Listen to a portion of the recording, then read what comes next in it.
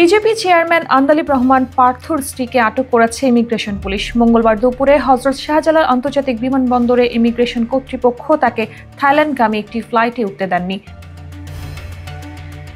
পার্থর স্ত্রী শেখ সায়রা শারমিন ও মেয়েকে বিদেশ যাত্রায় বাধা দেওয়া হয়েছে। বিমানবন্দর সংশ্লিষ্ট একটি সূত্র জানিয়েছে, শেখ সায়রা শারমিন দুপুর 1টা 35 যাত্রার জন্য থাই এয়ারলাইন্সের TG322 ফ্লাইটে চেক ইন করলেও ইমিগ্রেশন থেকে তাকে থামিয়ে দেওয়া হয়।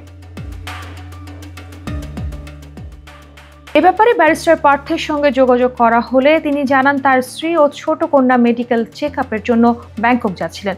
এসবি তাদের সিদ্ধান্ত জানানোর পর তারা বাড়িতে চলে এসেছে, তবে তাদের সাথে কোনো খারাপ ব্যবহার করা হয়নি। এখন কি করবেন জানতে চাইলে পার্থ বলেন, আমি আইনের মানুষ, আইন আমার পেশা। যথাযথ অনুমতি নিয়েই আমার পরিবারের সদস্যরা ব্যাংকক যাবে। শেখ সায়রা শারমিন শেখ মুজিবুর রহমানের ভাতিজা, শেখ হেলাল উদ্দিনের মেয়ে এবং সাবেক সংসদ সদস্য শেখ তন্ময়ের বোন।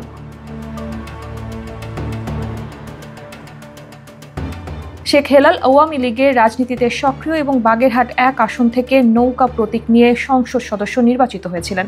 বাগেরহাট 2 আসন থেকে তার ছেলে শেখ তন্ময়ও একই প্রতীকে নির্বাচিত হন।